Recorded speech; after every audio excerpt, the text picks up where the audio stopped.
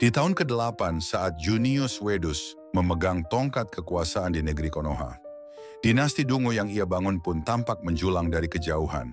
Namun ironisnya, semakin terlihat bak menara Pisa seiring dengan miringnya moral dan etika yang dipertontonkannya. Namun, di balik topeng kemewahan itu, ada bayangan besar yang menghantuinya. Seorang tokoh dari utara yang makin hari semakin membesar namanya, Anicius Sebastianus, sang gubernur ibu kota. Anicius bukan sekedar gubernur, ia adalah ancaman besar buat Junius Wedus, ancaman pada takhta dan dinastinya. Namun yang lebih berbahaya dari semua itu, ia populer dan layaknya seekor naga. Untuk meredam sang naga, Junius Wedus terpaksa menghalalkan segala cara. Dari merasuki berbagai meja lembaga, hingga hukum pun dibuat bak senjata.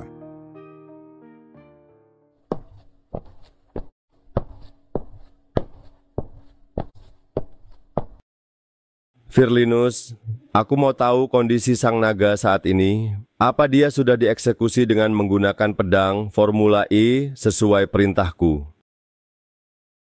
Yang mulia, kami sudah menghujamkan pedang Formula E ke tubuh sang naga. Tapi rupanya pedang itu cuma cocok buat motong tahu goreng buat pecel ndeso.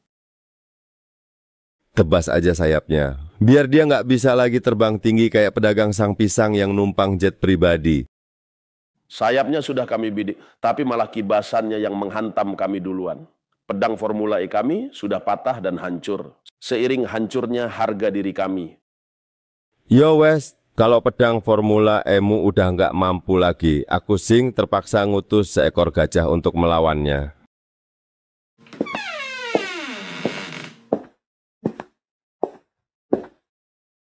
Ini dia si pesing gajah sinting. Biarpun dia masih kecil, tapi si pesing percaya dirinya melebihi ukuran kandangnya. Demi meredam gerak-gerik sang naga biru yang terus menyemburkan api perubahan, Junius Wedus mengutus seekor gajah berkepala merah. Makhluk tambun yang dikenal suka menari di atas dua perahu, kadang menghujat, kadang memuja, tergantung siapa yang memberi gula-gula. Pertarungan keduanya pun menggetarkan langit dan mengguncang bumi. Rakyat menyebutnya perebutan umbul naga. Ini bukan lagi soal kecebong dan kampret, itu sudah basi. Ini pertarungan era baru bro, antara napas idealisme yang belum tentu realistis, melawan gajah oportunis yang doyan selfie dan sensasi.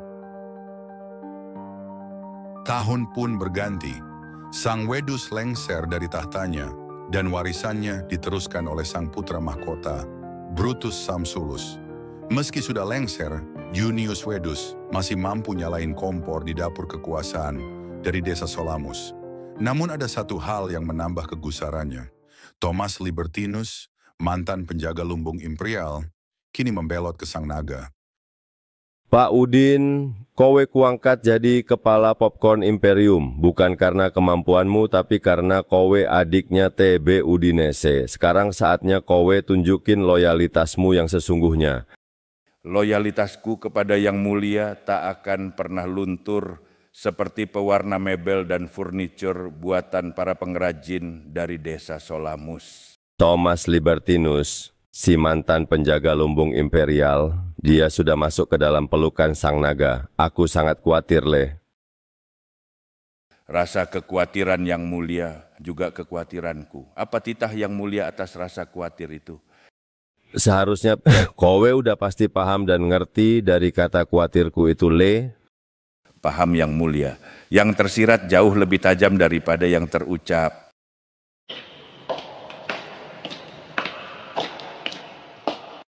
Thomas Libertinus, ya, berdasarkan sprindik no jutsu, kami tetapkan menjadi tersangka karena telah memanipulasi rasa manis gula impor. Gula impor? Serius bro? Rasa manis gula impor itu sudah begitu sejak awal Orde Dungu. Mungkin itu karena lidahmu terlalu manis untuk mengolah kata. Rasa manis gula impor itu tak perlu dicicipi bro. Cukup dilihat dari seberapa banyak lalat-lalat penjilat yang mengerumuni kemasan aturannya. Selera lalat-lalat penjilat itu gampang sekali berubah bro. Tergantung dari mana datangnya aroma kekuasaan dan seberapa nikmat kemasannya untuk dijilat. Apapun alasanmu, kami tetap akan menahanmu dengan dasar Dekrit Hokage pasal 55, larangan mencampur gula dengan ramuan anti loyalitas. Untuk memenuhi hasrat sang wedus, akhirnya ST Udinese pun melakukan penangkapan terhadap Thomas Libertinus. Thomas Libertinus, mantan penjaga lumbung Imperium, kau didakwa telah melakukan konspirasi dalam pengadaan gula impor. Saya memang mengimpor gula, Yang Mulia, ya, tapi itu bukan rahasia. Itu perintah dari dalam istana. Kalau ini disebut konspirasi, kenapa cuma saya yang duduk di sini, sementara konspiran-konspiran lain lagi nyeruput teh manis di teras kekuasaan? Kau telah memanipulasi rasa gula impor dengan ramuan anti loyalitas. Itu mengguncang keseimbangan spiritual dan kenyamanan dalam birokrasi kekaisaran. Mencampur gula impor dengan ramuan anti loyalitas itu tidak melanggar pasal apapun dalam Dekrit Hokage Yang Mulia. Tapi dengan ramuan itu, kau telah menyebabkan para penjilat istana mengalami diabetes kekuasaan stadium akhir. Rakyat pun kini menderita alergi loyalitas. Mereka bersin tiap lihat baliho pejabat. Saya tidak menerima sepeser pun. Tidak ada amplop, tidak ada iming-iming kursi komisaris. Semua tanda tangan resmi, semua dokumen jelas. Berdasarkan pertimbangan keadilan, kami menjatuhkan vonis 4 tahun 6 bulan penjara. Dan selama penahanan kau diharuskan mengikuti wajib militer ala KDM.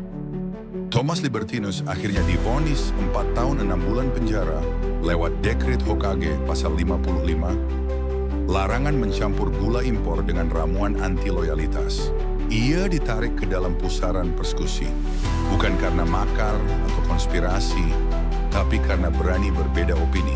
Begitulah negeri Konoha.